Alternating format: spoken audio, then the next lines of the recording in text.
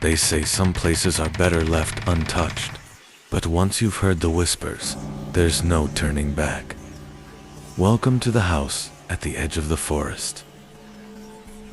It was a cold evening when Anna and her brother Jake made the mistake of stepping foot into that forsaken place. They didn't believe the stories, of course. No one ever does until they see for themselves. But I digress. Let me tell you about them. Anna, a curious and brave woman, a photographer, constantly chasing thrills in abandoned places. She's not easily scared, always looking for the next big mystery. Anna's older brother, Jake, grounded and skeptical. He doesn't buy into paranormal stories and is just along for the ride, mainly to keep an eye on his sister. They stood at the edge of that road, staring at a house that had long since been forgotten by time, by man, but not by what was inside. At first, it was nothing more than a creak in the floorboards, a chill in the air, but that wasn't all. Oh no, not by a long shot. It always starts slow until the house pulls you in. The siblings step inside, dust motes floating in the dim light. The house smells old, abandoned. The furniture is covered in sheets, and the walls are covered in strange symbols that Anna is eager to photograph. The house is silent to silent. As Anna takes pictures, she hears faint whispers from upstairs, the voice indistinct but unmistakable. She tries to brush it off, while Jake grows more uneasy. The photographs they found on the walls weren't normal, of course. The faces of the family, they looked like they were alive, but with eyes that held too much sorrow, too much fear. Anna didn't notice, not yet. The siblings venture upstairs. The floor creaks under their feet. By the time they made it to the second floor, they'd already realized they weren't alone. But it was too late by then. You see, in places like this, the house doesn't let you leave once you know it's there. They explore the bedrooms, each more decayed than the last. In the master bedroom, Anna finds an old journal. The pages are yellowed and covered in strange symbols, detailing rituals and strange occurrences in the house.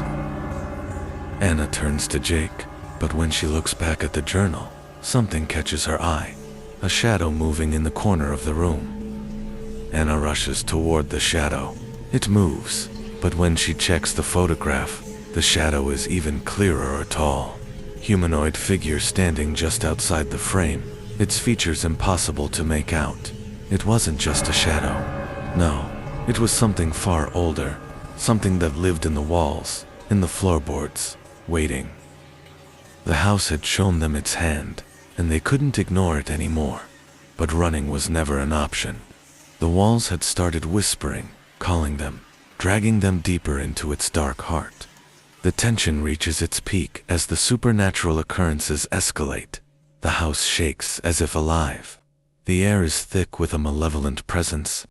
Windows slam shut, the temperature drops, the lights flicker.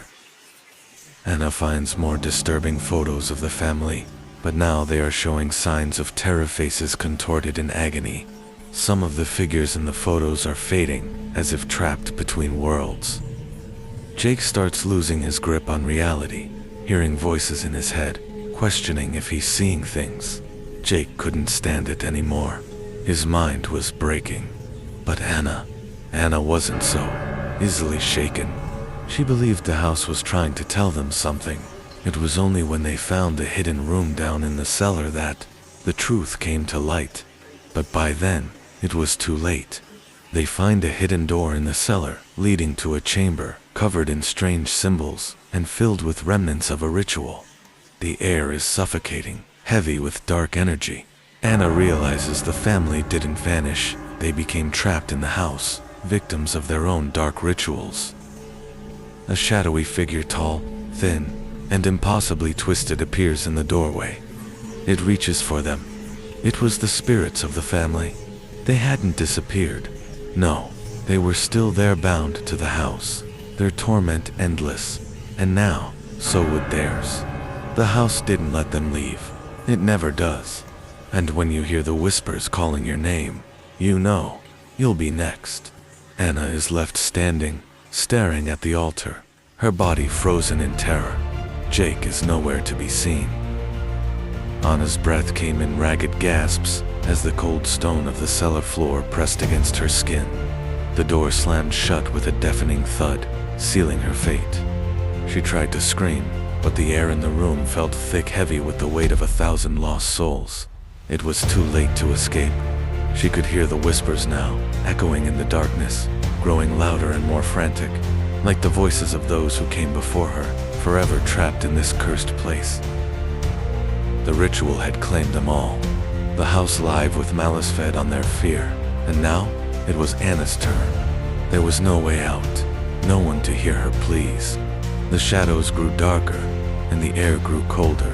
As her vision blurred, she realized the horrible truth. She wasn't alone.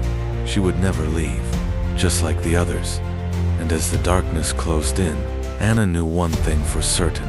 The house had found its next victim, and it would never let her go. If you like this kind of video, subscribe and join the terror.